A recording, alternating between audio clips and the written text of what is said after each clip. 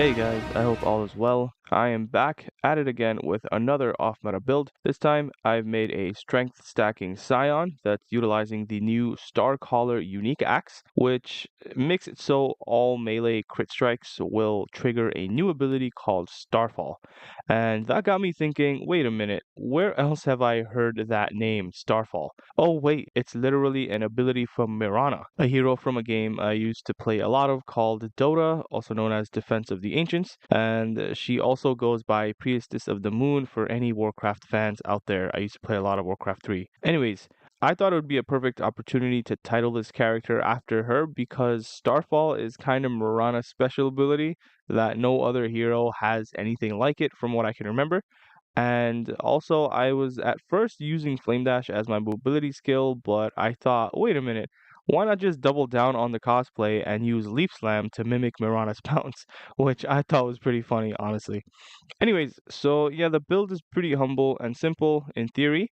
You basically build into crit and you want to invest into as much general damage or attack damage as possible so that you can boost the damage of both Starfall and whatever melee skill you use to trigger it. So you don't want to focus only on projectile damage, you don't want to only focus on melee damage, you want to kind of build into both, especially focusing on melee crit and don't focus on melee crit multi because that actually won't affect Starfall's damage because Starfall is a projectile, so you kind of want general crit multi. Now, if I could trigger Starfall with a bow skill, then there's no getting more Mirana than that.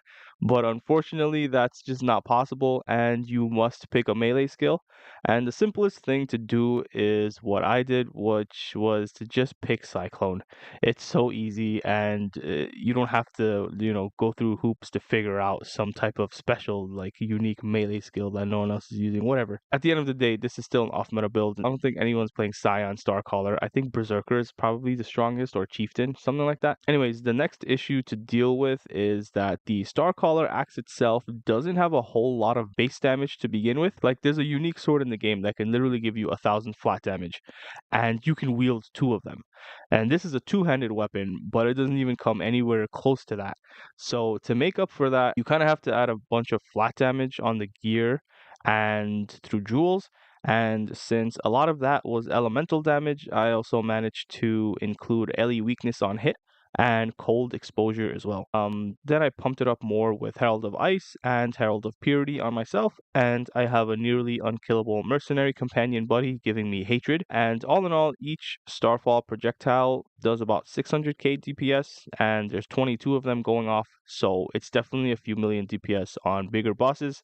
Plus, my Cyclone itself also adds like 1.5 million DPS, so it's not too shabby. Pretty humble, honestly. And overall, as a Leaguestart character, things went pretty damn well after figuring out the logistics of the build. I was able to make my money first through Heist, and then eventually through Temple. I did a Chaos recipe a few times, and I bought my Starcaller pretty early for like 100C.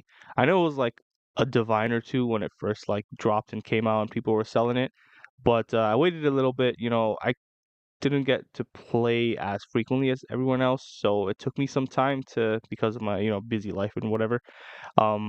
I got the Star Call a little late early into the league, so then when it came down to 100 chaos, that's how much I bought it for. So, anyways, it can pretty comfortably clear tier 17s. The guardians and stuff are pretty face roll, and it can pretty much get you all your void stones so long as you're decent at bossing, of course. Which I'll admit I'm not the best at, so I'm still working on improving my skills in that area. But one thing I will say that I loved that GGG did was when you're initially fighting the four new bosses this season. What's his face? Iagon. I don't remember what his name was. He pretty much gives you infinite chances to like learn the bosses and get used to them, which was really nice. So I spent a lot of time with that.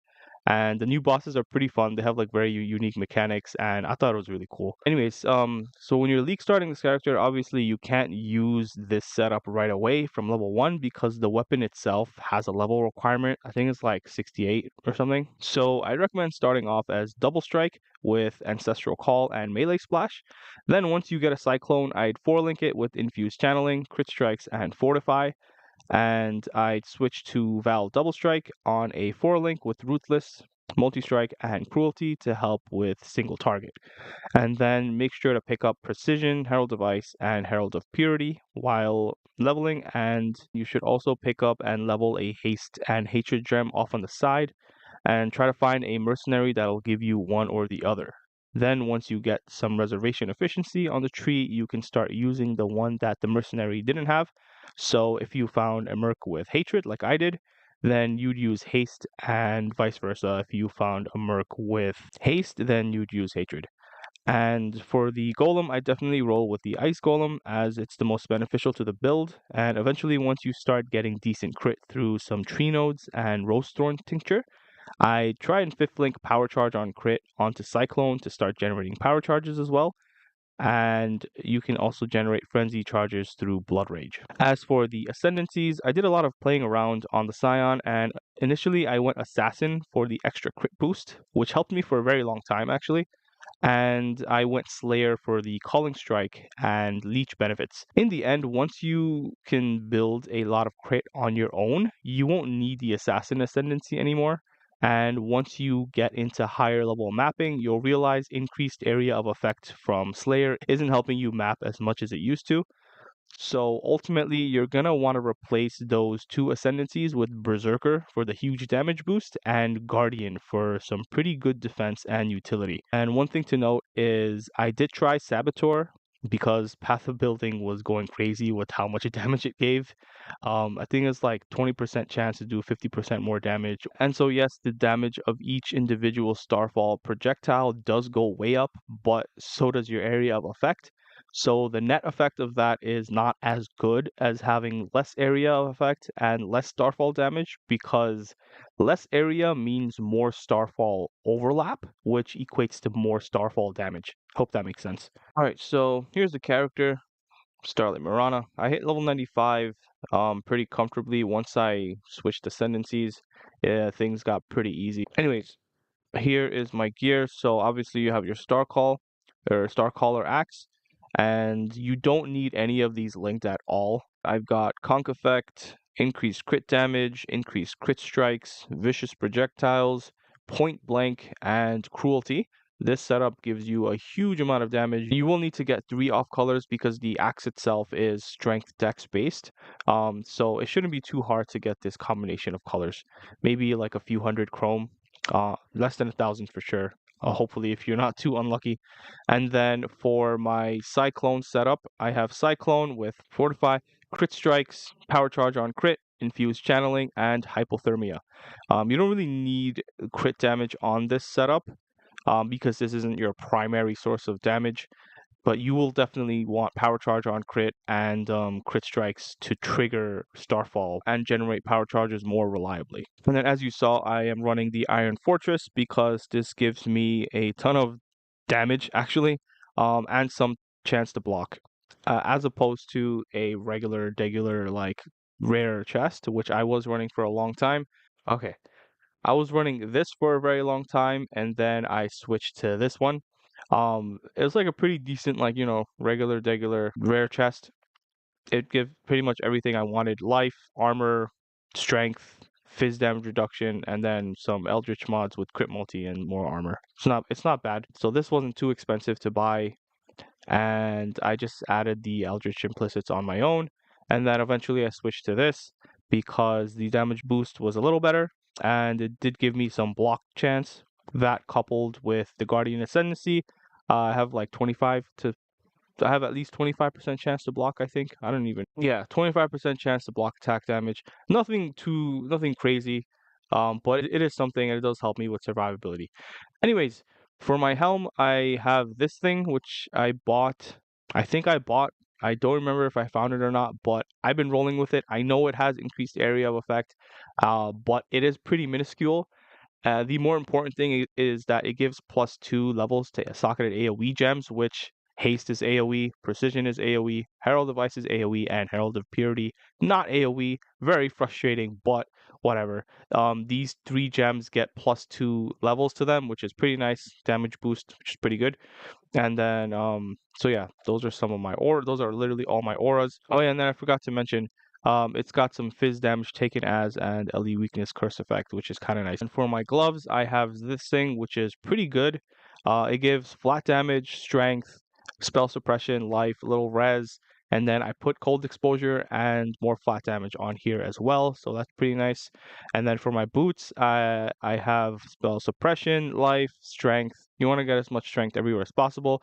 I have 100% chance to avoid being chilled here, and then I have 100% chance to avoid being frozen on my Pantheon, so that works out really nice. And then for my belt, I've got more strength, life, res, and I put some damage on there. And then my amulets, I have titanic impacts allocated. I was running for a long time this thing, what's called Heart Throat Seeker because of the crit multi. And then I realized, wait, this is better crit multi. So I just got this instead. And then this is very generic as well. Crit multi with two-handed melee weapons. This does not mean crit multi with two-handed melee skills or melee abilities or whatever.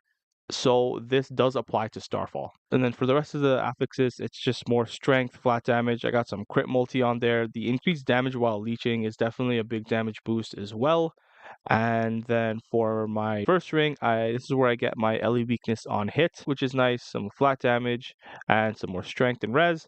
And then this one, it's got ton of flat damage, strength, life, a bunch of res. It's actually overall actually pretty nice ring. And then for my jewel, you just want crit multi and as much crit multi and flat. Well, the maximum crit multi I think you can get on these jewels is 12, but you want as much crit multi as possible and as much flat damage as possible. And then for my flasks, I've got Taste of Hate for the damage and survivability boost, Corrupted Blood, you know, more armor, more res, and this is very important. Huge boost in crit and a bunch of crit multi. This is definitely a game changer. This tincture right here. And then for my skill tree, you want to start off coming down this way. Eventually, you're going to want to get a Light of Meaning. So all of these like small nodes, it'll give you extra to all attributes, which means strength as well. And then you want to come down here. I know it's like very out of the way compared to the rest of the tree, but this is pretty important. While leveling, I did come and get Tribal Fury to get the melee splash for my double strike. But eventually you're going to drop that. I was getting like this Fortify cluster for a long time until I figured out that I should switch to Fortify on my Cyclone, but I'm going to spare you that trial and error. Just don't bother. Just get the Fortify gem. It'll save you passive points. It's much easier to deal with. The most important thing to get while you're here, which is pretty much what I have, the strength cluster right here, the mana efficiency cluster, and then over here is where you get some damage. So Bastion Breaker is a ton of regular damage, which applies to both Starfall and Cyclone.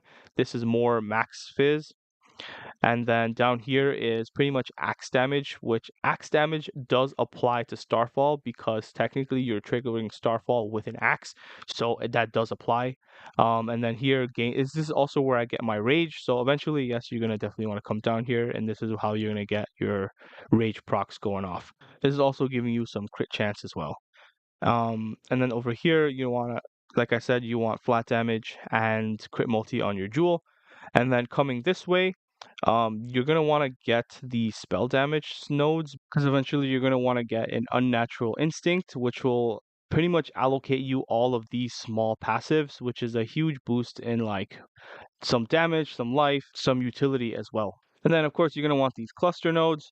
You're going to come down here and eventually get a massive Thread of Hope ring, which is probably one of the cheapest ones, but I did get the best elemental resistance variety, so that might be a little expensive.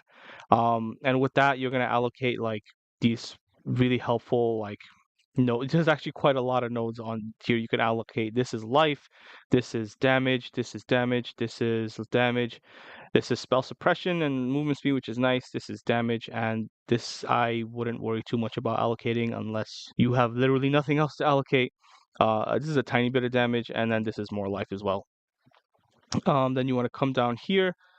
You'll get your spell suppression here. You get crit here. This is more utility. If you can manage to avoid this, I would avoid this. If you have better stuff on your gear, better res on your gear, I would avoid this.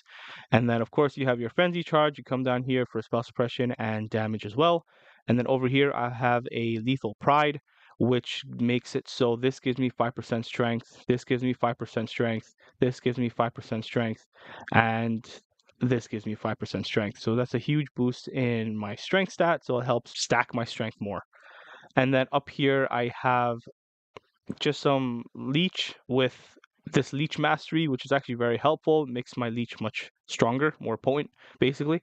And this is life, frenzy charge, power charge, and jewel with flat damage and crit multi.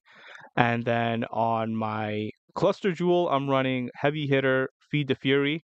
You don't really need this third one, doesn't really matter because 30% increased elemental damage is too specific, honestly, because you are dealing like a ton of fizz damage as well. So this general attack damage is really nice, and this general damage while leeching is also very nice. Also the attack speed is also really helpful as well. And then for this medium cluster, I have precise focus. The second one doesn't matter, and then a jewel with flat damage and crit multi.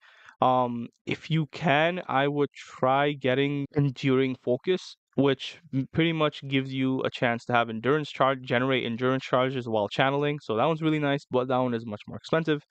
And then for my other medium cluster, I have Eye to Eye and Repeater. This is very focused on projectile damage, but that's okay because that's your main source of damage anyways. So this one doesn't have to be general, and it actually is a huge boost to damage of Starfall. And then I have a Watcher's Eye with precision attack damage and Hatred. And like I said, I have Hatred on my Mercenary, and my Mercenary is pretty unkillable. So, she's giving me a huge damage boost right there. And that's it for the tree. I feel like I touched on the Ascendencies already. By the time you finish Merc Lab, you'll be able to allocate 2 Ascendencies. This passive point and this passive point, these 2 nodes are only after you finish your Uber Lab, so not even necessary for the build, honestly. So there you have it. That's the build. I had a ton of fun making it. I had a ton of fun playing and cosplaying it. I really hope GGG comes out with some more.